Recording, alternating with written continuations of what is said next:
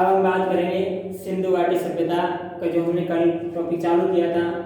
प्रथम वीडियो में मैंने बताया था सिंधु घाटी सभ्यता का उत्खनन और उसके विस्तार के बारे में। अब आज हम अध्ययन करेंगे सिंधु घाटी सभ्यता का की विशेषता।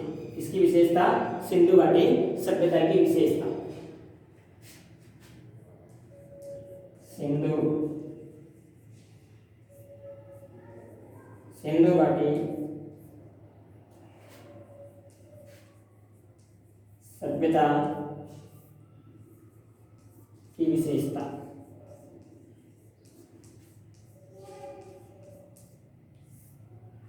इस सिंधु घाटी सभ्यता की विशेषताओं के बारे में हमें चर्चा करेंगे, क्या विशेषताएं इसकी रही। अब बात करें सिंधु घाटी सभ्यता की विशेषताओं के बारे में, तो पहली चीज, ये पहले इस प्रकार की नगर नियोजन।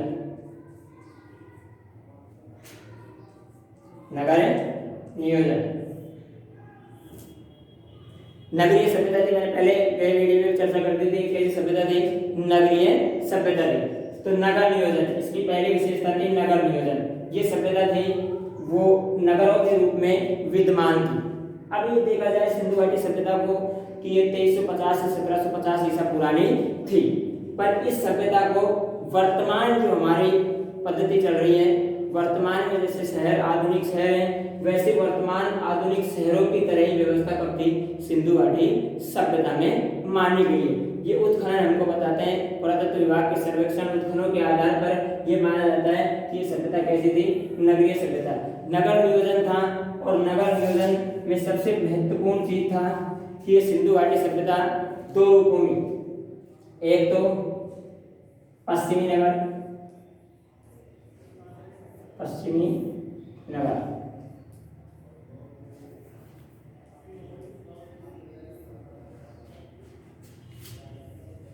और दूसरा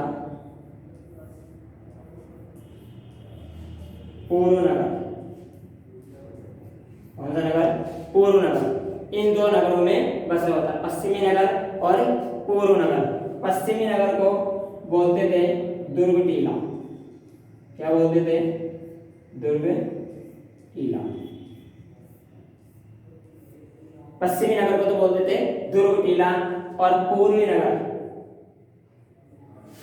नगर को बोलते थे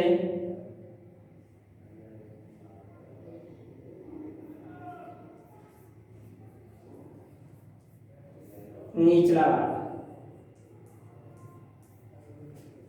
ठीक है ना? तो दुर्ग टीला ये ऊंचा भाग, पश्चिमी नगर और पूर्व नगर, ये दो प्रकार के नगर आपको याद रखने हैं कि पश्चिमी नगर थे, एक पूर्व नगर थे। अब पश्चिमी नगर थे, इसमें तो पुरोहित थे, प्रशासनिक वर्ग, ऐसे लोग निवास करते थे। पश्चिमी नगर में तो पुरोहित, प्रशासनिक वर्ग, विद्वान, पंडित, ऐसे लोग पश्चिमी नगर में। और पूर्व जो था ये व्यवसायी थे, मजदूर थे, ये तमाम प्रकार के लोग किसमें, पूर्व नगर में निवास करते थे। इस दो प्रकार के ये नगर थे, नगरीय सभ्यता थे। अब जो नगर थे वो समकोण रूप थे। किस रूप पे? समकोण।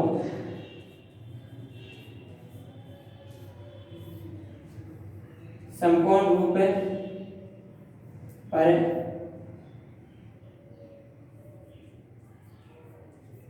बसे शहर थे।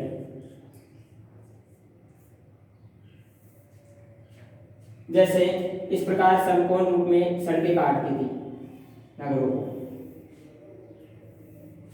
ठीक है ना? इस प्रकार समकोण रूप में बसे क्या थे, शहर। आधुनिक प्रणाली थी नगर नियोजन में। मकान ईंटों के बनाए जाते थे। किसके बनाए जाते? मकान ईंटों के बनाए जाते थे। ईंटों के मकान बनाए जाते थे। अब यहाँ तक मैं बात करूँ आपको समझने की चीज कि नगर नियोजन प्रणाली थी, पश्चिम नगर और पूर्व नगर दो रूप में नगर बसे हुए थे। समकोण रूप में काटते हुए शहरों के रूप में मकान पद्धति थी। यहाँ की ग्रिड प्रक्रिया, जाल पद्धति, जिसको अपन कहते हैं, इसको जाल पद्धति। क्या पद्धति कहते हैं? जाल पद्धति।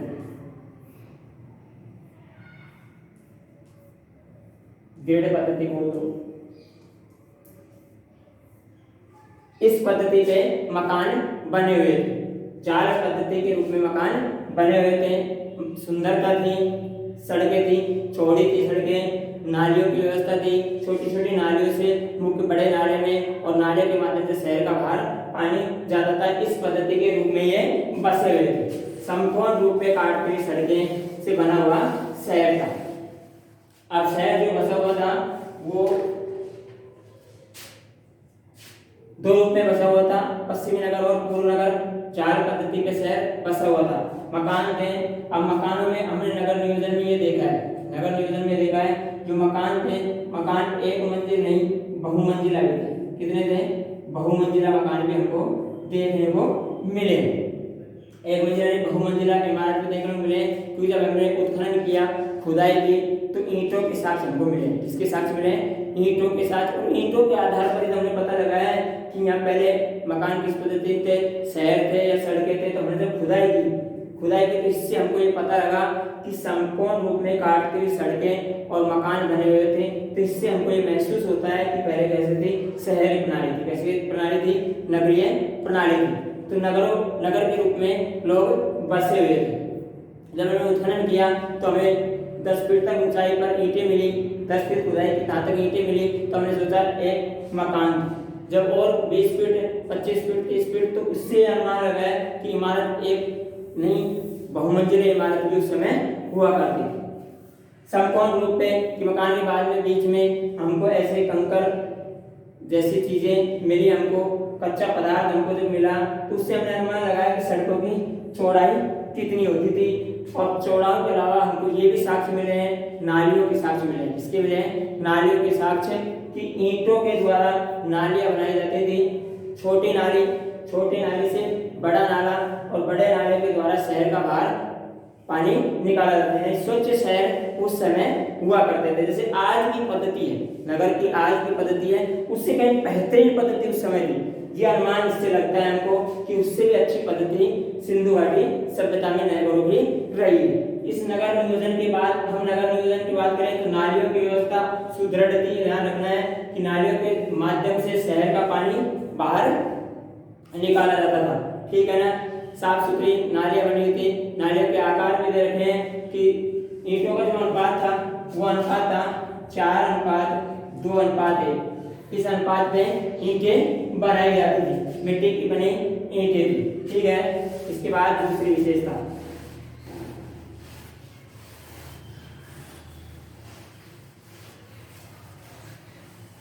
अब हम बात करें विशेषताओं में, तो हम बात करेंगे सामाजिक जीवन। इसकी बात करेंगे सामाजिक जीवन।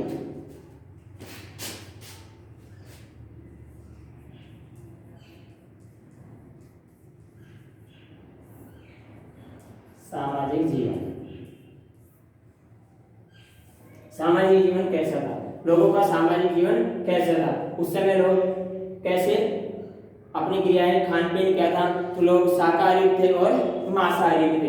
दोनों प्रकार के लोग जीवन जीते थे।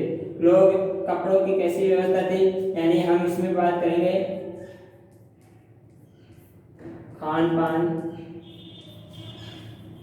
वेशभूषा,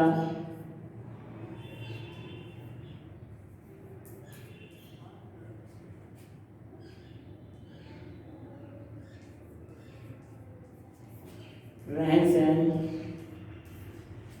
ये तमाम प्रणालियां थी। तो इस समय हम बात करें खान पान कैसा था, वेशभूषा कैसी थी, रहन सहन कैसा था, ये तमाम चीजें सामाजिक जीवन में आती थी। तो हमने सामाजिक जीवन से यह अनुमान लगाया है कि उस समय के जो पुरुष थे, पुरुषों की हमको मूर्ति मिली है। जैसे हमको मोहनजोदड़ो, हड़प्पा से मोहनजोदड़ो से नृत्य की मूर्ति मिली है, वहाँ पुरुष की भी मूर्ति मिली है हमको और स्त्री की भी मूर्ति मिली है।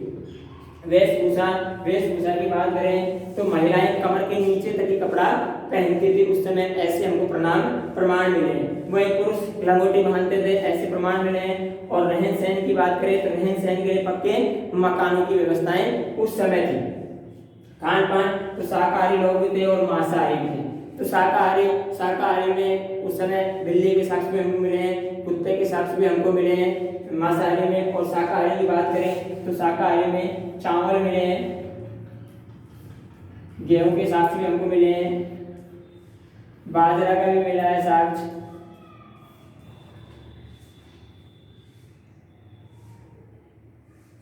तो शाकाहारी में चावल, गेहूं, बाजरा, इन तमाम चीजों का हमको साक्ष्य मिला है। जो खाद्य सामग्री में आता है वैसे हमको कपास के साक्ष्य मिले हैं, व्यावसायिक वस्तुओं के अनेक साक्ष्य मिले हैं, पर हम खान पान की बात करें तो ये साक्ष्य हमको उस समय मिले।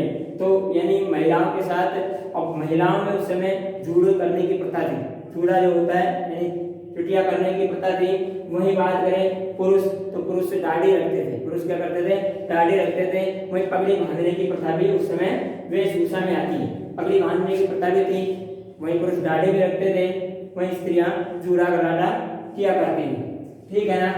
तो सामाजिक जीवन और सामाजिक जीवन का रहन सहन जो आधुनिक पद्धति के आधार पर था, शहरी प्रणाली में लोग बसे हुए थे। इसके बाद दूसरा है धार्मिक जीवन। धार्मिक जीवन, धार्मिक जीवन की बात करें तो धार्मिक जीवन में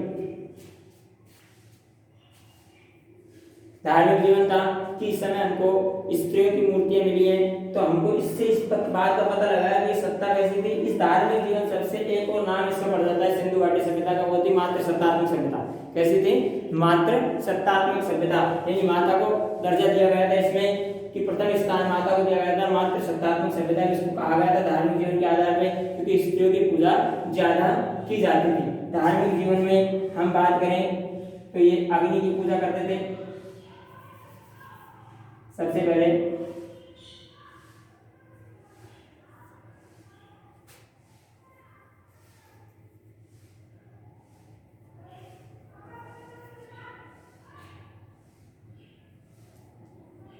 जल देवता की पूजा करते थे। जल देवता की पूजा,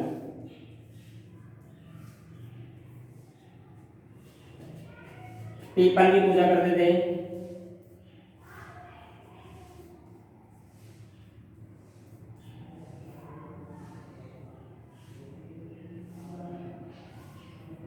कुबड़ वाले सांड की पूजा करते थे। कुबड़ वाले सांड की पूजा,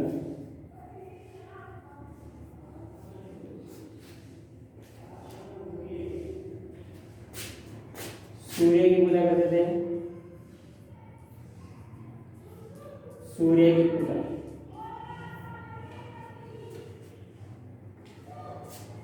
इधर अग्नि की पूजा करते थे।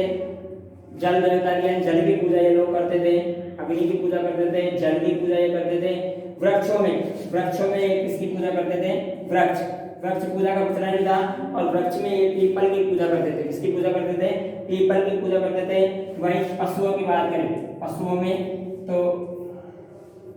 में कुबड़ वाले सांड की पूजा करते थे। कुबड़ वाले सांड की पूजा ये पशुओं में करते थे। और मोरों पे भी इनका अंकन मिला है कुबड़ वाले सांड का। उस समय की जो मोहरें थी उन पे भी कुबड़ वाले सांड की पूजा का अंकन मिला है। तो पूजा पशुओं में कुबड़ वाले सांड की करते थे।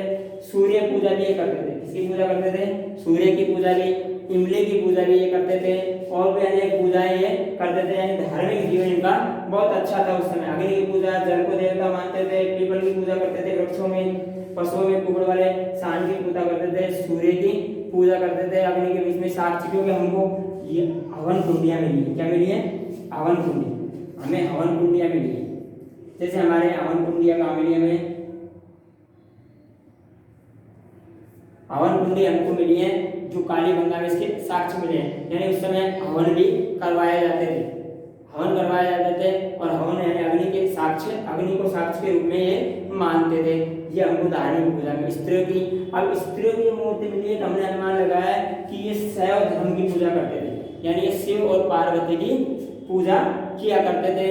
हमको पार्वती की मूर्ति का एहसास हुआ है कि ये जो स्त्री की मूर्ति मिली है पार्वती की है, तो पार्वती की है तो फिर ये शिव और पार्वती की पूजा किया करते थे। अग्नि को साक्ष्य मान के यह हवन भी किया करते थे। जल को अपना देवता मानते थे, जल पूजा होती थी। वृक्ष में पीपल की पूजा ये करते थे, वृक्ष पूजा भी करते थे। पशुओं में कुबड़ वाले सांड की पूजा करते थे और सूर्य की भी ये पूजा करते थे। सूर्य और चंद्रमा सबकी ये पूजा करते थे। इनका धार्मिक जीवन था, ये इनका धार्मिक जीवन था। अब बात करें तो मंदिरों के साथ जो नहीं मिले भाई, बात यहाँ आती है पूजा कहाँ करते थे, मंदिर। तो मंदिरों के साक्ष्य हमको नहीं मिले हैं। ये हमको साक्ष्य मिले कि अग्नि की पूजा करते थे, क्योंकि हवन कुंडियां मिली है, इसका मतलब अग्नि की पूजा करते हैं। जल को ये देवता मानते थे। पीपल वृक्ष, पीपल की पूजा ये करते हैं। सूर्य पूजा करते थे। कुबड़ वाले सांड की मोहरों के अंकल मिला है, कुबड़ वाले सांड की, वह हमें मंदिरों के साक्ष्य नहीं मिले हैं। तो ये धार्मिक इनका जीवन था। तो सामाजिक जीवन, धार्मिक जीवन, इसके बाद आर्थिक जीवन। कौन सा जीवन? आर्थिक जीवन।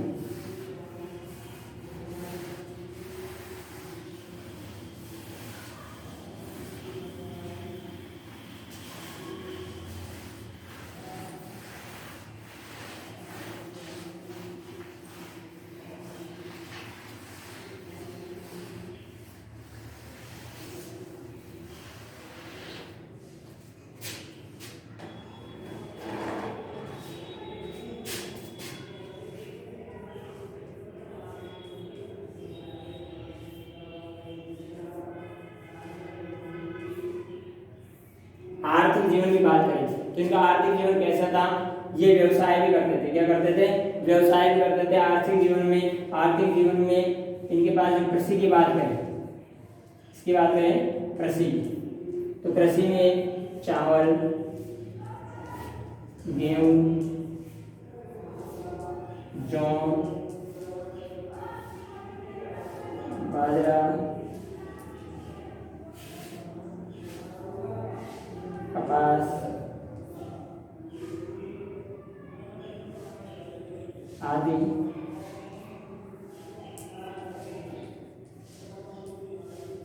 के साक्ष्य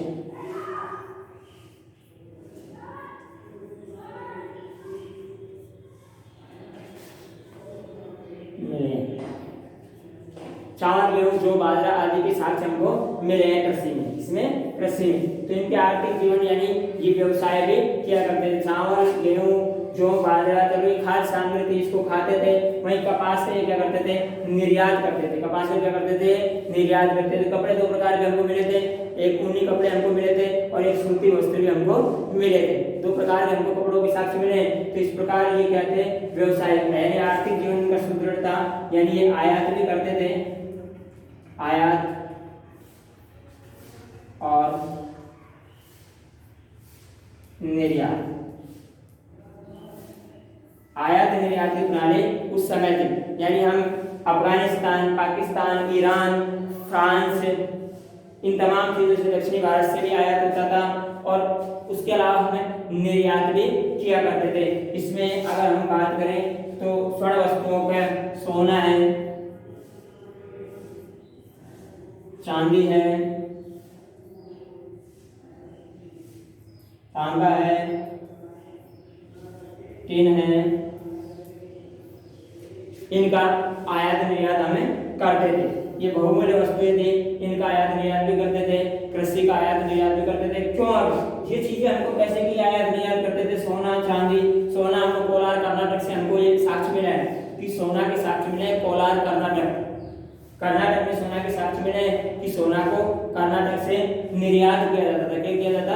निर्यात किया जाता। वहीं चांदी के साक्ष्य हमको मिले ये हमारे उदयपुर में मिले, राजस्थान में भी। इसमें मिले उदयपुर, राजस्थान के उदयपुर। इधर बात करें कर्नाटक। तांबे की बात करें तो खेतड़ी, राजस्थान में खेतड़ी। टिन के साक्ष्य हमको मिले हैं, आर्य सभ्यता से मिले, गणेश्वर। तो ये तमाम चीजें हमको मिली है कि सोना कर्नाटक में कोलार के खानों से हमें प्राप्त हुआ, इसका हम निर्यात करते थे। चांदी हमारे उदयपुर से हमको मिली है, उदयपुर में साक्ष्य से जुड़ा है, हमको चांदी की उत्खनन किया गया, इसका भी निर्यात किया जाता था। और यहाँ तक कि आभूषण भी महिलाएं पहनती थी, महिलाएं आभूषण भी पहनती थी, ये भी साक्ष्य हमको मिला है। तांबा जो हमारे खेतड़ी है, जो झुंझुनू जिले में पड़ता है, राजस्थान के झुंझुनू जिले में खेतड़ी में तांबे का साक्ष्य हमको मिले हैं। तांबे का भी हम निर्यात करते थे, टिन का करते थे। इससे पता लगता है तांबा और टिन, जब तांबा और टिन का दोनों का मिश्रण करेंगे हम, तांबा और टिन का मिश्रण करेंगे तो क्या बनेगा? तो कांसा बनेगा। क्या बनेगा? कांसा बनेगा। ठीक है। तांबा और टिन का जब मिश्रण होगा तो कांसा बनेगा। तो मैंने सबसे पहले बताया था सिंधु घाटी सभ्यता कैसी सभ्यता थी, कांस्य युगीन सभ्यता थी। इसलिए इस चीज का भी साक्ष्य यहाँ से क्लियर होता है कि तांबा और टिन दोनों हमको प्राप्त हुए थे, तभी तो कांस्य युगीन ये सभ्यता थी। यानी बहुमूल्य वस्तुओं का भी हम क्या करते थे, निर्यात और आयात करते थे। वहीं कृषि का भी हम चावल, गेहूं, जौ, बाजरा, कपास आदि का आयात निर्यात भी करते थे। तो ये इनका आर्थिक जीवन था। आर्थिक जीवन की बात करें तो उस समय देखो वाहन सुविधा तो थी नहीं, वाहन सुविधा तो थी नहीं उस समय। जो बात करें तो सबसे बड़ी चीज उस समय थी कि अगर सबसे तेज वाहन की मैं बात करूं तो उस समय तेज वाहन जो दौड़ने वाला था वो सबसे तेज वाहन था बैलगाड़ी। कौन सा था, बैलगाड़ी। क्योंकि बैलों के हमको साक्ष्य मिले हैं तो बैल था, तो उस समय बैलगाड़ी थी जिससे माल आयात निर्यात किया जाता था। यहाँ तक हमको बंदरगाह भी मिले हैं। क्या मिले, बंदरगाह मिले। हम एक स्थान में बात करेंगे, बंदरगाह मिले हैं। तो ये देश, एक देश से दूसरे देश का जो आगमन था वो किसके माध्यम से होता था, बंदरगाह जहाजों के माध्यम से आदान प्रदान होता था। देश के अंदर जो ज्यादातर काम था वो हमारी बैलगाड़ियों और जो भी हमारे पास पर्याप्त जो साधन थे हमको साक्ष्य जैसे बैलगाड़ी का मिला है वो था। ऊंट गाड़ी हमको मिली है, ऊँटों के साक्ष्य हमको मिले हैं। जो बात करें तो राजस्थान में मिले, राजस्थान में ऊँटों के हमको ऊँट की हड्डियाँ मिली है तो ऊँट के साक्ष्य हमको मिले। तो इस प्रकार ऊँटों से भी माल आयात निर्यात हुआ करता था। समझ, भैंस के साक्ष्य भी हमको मिले हैं, यानी उस समय लोग दूध का सेवन भी करते थे, यानी कि भैंस के साक्ष्य भी हमको मिले। या तो घोड़े के साक्ष्य भी मिले हैं, पर घोड़े की अस्थियां मिली हैं, इसलिए हम प्रमाणित नहीं मानते कि घोड़ा का साक्ष्य सिंधु घाटी सभ्यता में मिला हो। ये प्रमाणित हम इसको नहीं मानते क्योंकि एक जगह हमको गुजरात में उसकी हड्डियां मिलेगी। बाकी भैंस की बात करें, गाय की बात करें, ये हमको मिले। कुत्ता बिल्ली भी उस समय के हमको मिले थे। तो इस प्रकार आयात निर्यात करते थे। आर्थिक जीवन का, आर्थिक जीवन के अंदर व्यवसायिक क्रियाएं होती थी।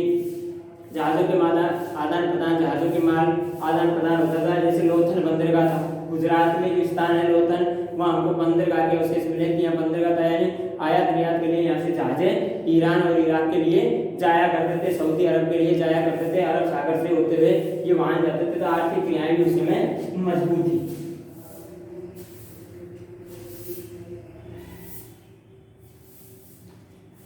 और इसके बाद हम करेंगे बात आर्थिक जीवन के बाद में राजनीतिक जीवन। राजनीतिक जीवन में कोई खास विशेष इसमें दिया नहीं गया है।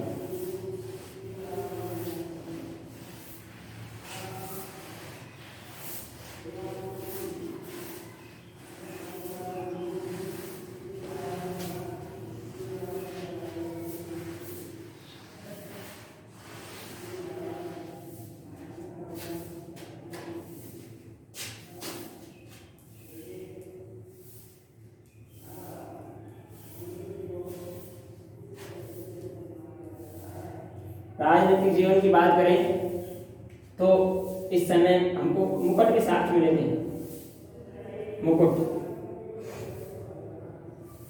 मुकुट के साक्ष्य मिले थे।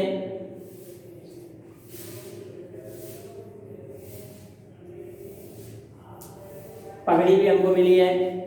तो इस मुकुट के साक्ष्य से हम ये देख लिया राजनीतिक जीवन भी था। उस समय लोग पंचमंडल हुआ करते थे, यानी न्याय प्रणाली भी थी। और ज्यादा इसके साक्ष्य नहीं मिले हैं। तो चार बिंदु याद रखने हैं आपको, तो सामाजिक जीवन, आर्थिक जीवन, धार्मिक जीवन और राजनीतिक जीवन, ये इन जीवनों से संबंधित साक्ष्य थे। अब इसके बाद हम बात करेंगे उत्खनन। अब उत्खनन विस्तार में तमाम चीजें हमने पढ़ी। राजनीतिक जीवन में मुकुट के साक्ष्य मिले। मुकुट के साक्ष्य से ये बात का पता चलता है कि उस समय राजा जैसी प्रणाली भी थी। ऐसे हमको सिंधु घाटी सभ्यता में प्राप्त हुआ। अब सिंधु घाटी सभ्यता, सिंधु घाटी सभ्यता में सबसे पहले हम बात करें तो स्थानों की बात, राज्यों के अंदर जो स्थानों की बात करें तो हमको राजस्थान के अलावा मैं एक बार राज्य लिख दूं, सिंधु घाटी सभ्यता भारत में।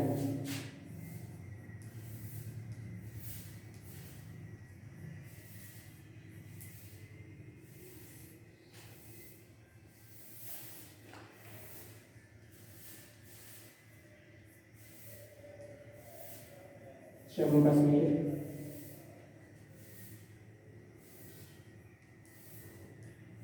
पंजाब, हरियाणा,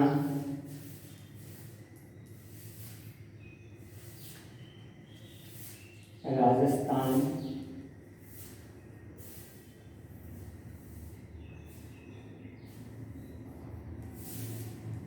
महाराष्ट्र,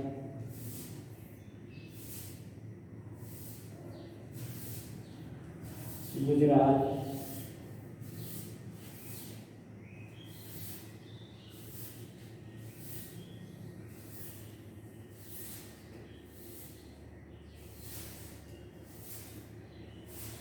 उत्तर प्रदेश।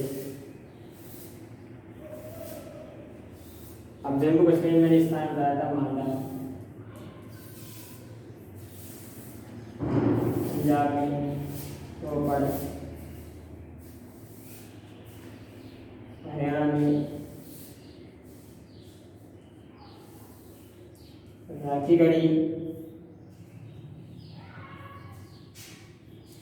बनवाली,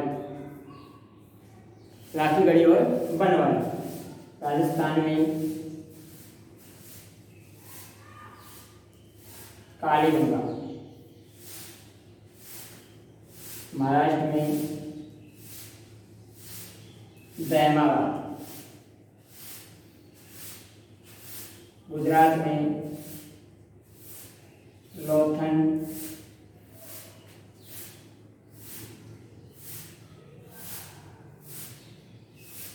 धोलावीरा,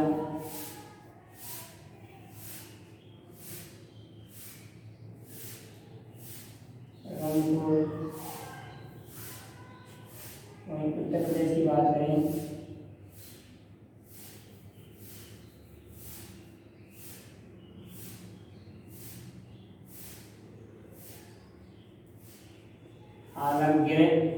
आलमगीरपुर। उत्तर प्रदेश में क्या पड़ा था? आलमगीरपुर। मैंने महत्वपूर्ण स्थान लिखे हैं तुम्हारे लिए कि सिंधु घाटी सभ्यता जो भारत में फैली हुई थी, जम्मू कश्मीर मांडा नामक उत्खनन क्षेत्र था, इस स्थान से हमने उत्खनन किया था मांडा से। एक बार देखो आप,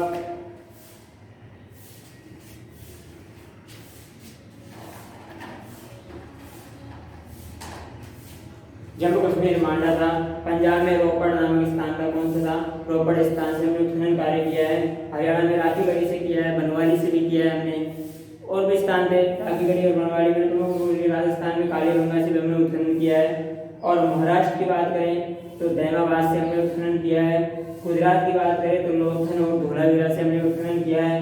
उत्तर प्रदेश की बात करें धोलावीरा, लोथन और रंगपुर है। उत्तर प्रदेश की बात करें तो आलमगीरपुर। उत्तर प्रदेश के कौन से स्थान है? आलमगीरपुर से हमने उत्खनन किया है। तो ये स्थानों से हमने उत्खनन किया है। अब सबसे ज्यादा अगर स्थान देखें भारत के अंदर तो सबसे ज्यादा स्थान जो उत्खनन हुआ है वो गुजरात से हुआ है। कहाँ से हुआ है?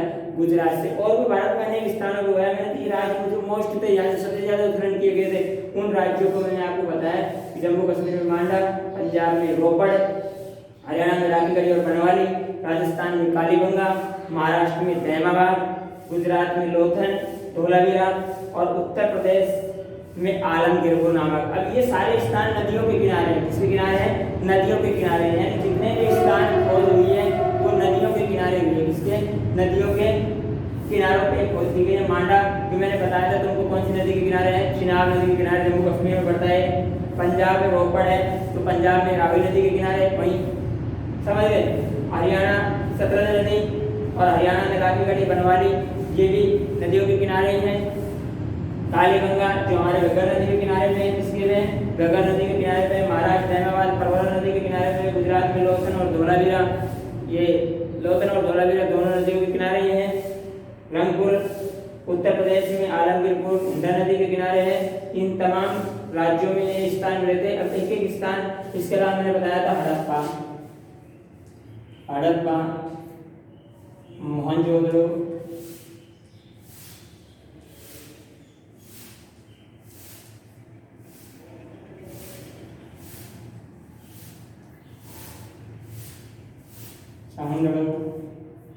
ये प्रमुख स्थान थे। ये वर्तमान में कहाँ है? पाकिस्तान में। वर्तमान में कहाँ है स्थान? पाकिस्तान में हड़प्पा, मोहनजोदड़ो, चौंगड़ो। हड़प्पा सबसे पहले हड़प्पा की खोज हुई थी। दयाराम साहनी ने 1921 में इसकी खोज की थी। फिर मोहनजोदड़ो की खोज हुई थी 1922 में, ये राखादास बनर्जी ने की थी। और चौंगड़ो की खोज हुई थी। तीनों स्थान वर्तमान में कहाँ गए? पाकिस्तान में गए। ये महत्वपूर्ण स्थान है। इसके अलावा ये महत्वपूर्ण स्थान है। अब इन स्थानों के महत्वपूर्ण स्थानों की मैं आपको डिटेल्स और बताऊंगा कि कौन कौन से स्थान हैं। तब तक के लिए धन्यवाद। अगले वीडियो में बात करेंगे।